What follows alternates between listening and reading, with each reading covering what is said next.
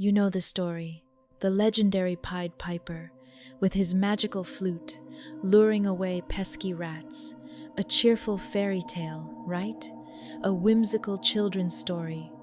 But what if that charming lie hides a chilling historical truth?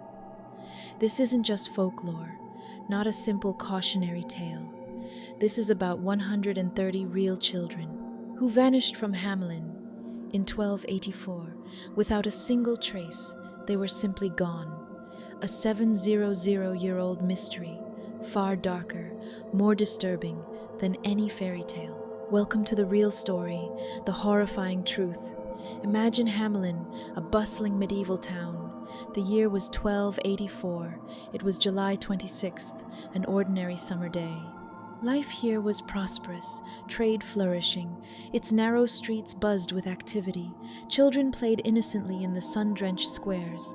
Nobody suspected the horror approaching. This wasn't some poor, forgotten village. Hamelin was thriving, vibrant. That very prosperity makes the impending disaster so unfathomable. It sets the stage for history's most perplexing disappearance, a true, chilling mystery about its lost children. Then, on a fateful summer day, the town's joy turned to dread. 130 children, mostly 8 to 12 years old, were seen following a figure, the mysterious Pied Piper, leading them out of town. They marched, curious and innocent, towards Koppelberg Hill, a familiar local landmark with its dark, cave-like opening, and then they simply vanished.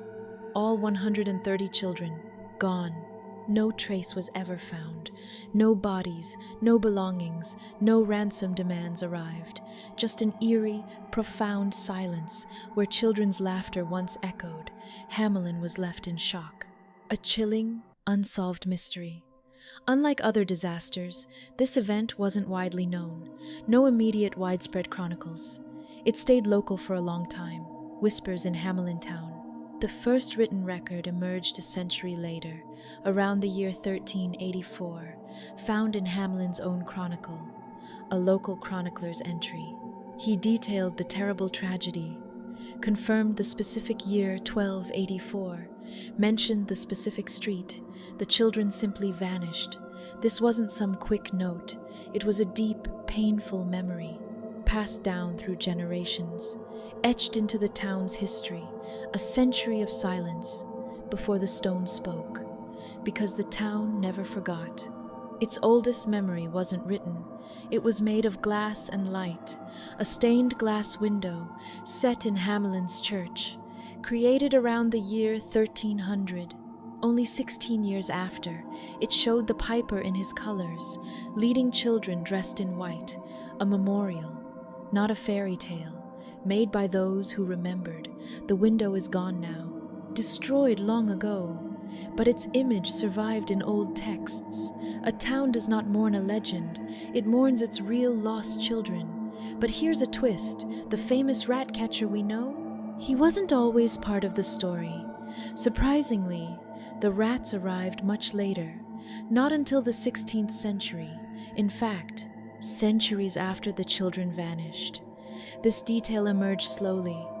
It became prominent to explain the piper's power. Historians believe it merged with the grim truth, an older, darker tale.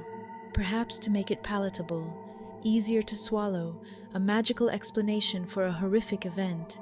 The piper's influence seemed less human and more supernatural with the added rats. But it wasn't just many souls. Early accounts consistently mention 130, and specifically 130 children. This consistent precision is crucial. It's not a vague, mythical number, a very specific demographic, found across different records. This suggests a real, calculable event, not just a flight of fantasy, demanding a historical explanation, a unique, profound tragedy. Of 130 young lives vanished, this number isn't arbitrary.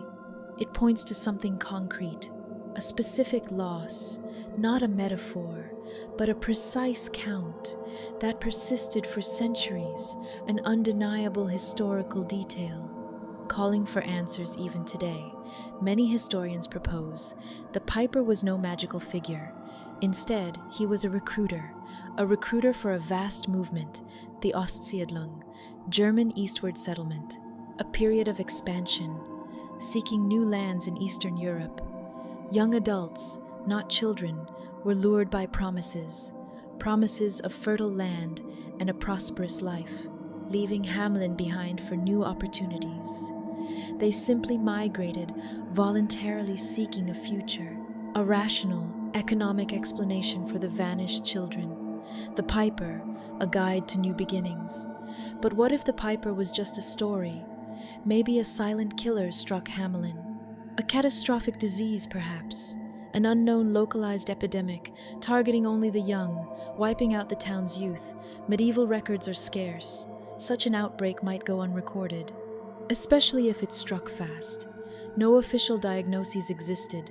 Alternatively, a natural disaster, a terrifying landslide, or a flash flood near Koppelberg Hill itself could have claimed them all. A sudden, violent event, explaining the lack of remains, bodies buried under rubble, or swept away by water. The abrupt, total disappearance. But what if the Piper wasn't magic? What if he was just a man, a charismatic recruiter, perhaps named Johann, offering new lives, new lands? To young people seeking opportunity, Hamelin was growing, overpopulated, its youth restless. Land registers show migration to Brandenburg, Pomerania, Moravia. Entire families moved. Not just children. This wasn't abduction. It was a relocation, a mass migration, perhaps orchestrated by a single, persuasive figure. The real Pied Piper, a human leader, not a mythical one. So what really happened? A recruiter? A plague? A disaster?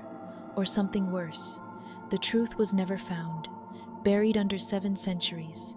But one fact remains undeniable.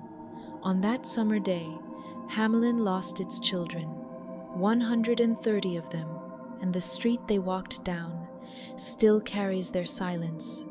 Bungelosenstrasse, the street without drums, where music is still forbidden.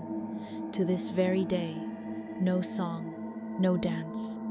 Out of respect for the lost, 700 years later, we still don't know what took Hamelin's children, or whether they ever came home.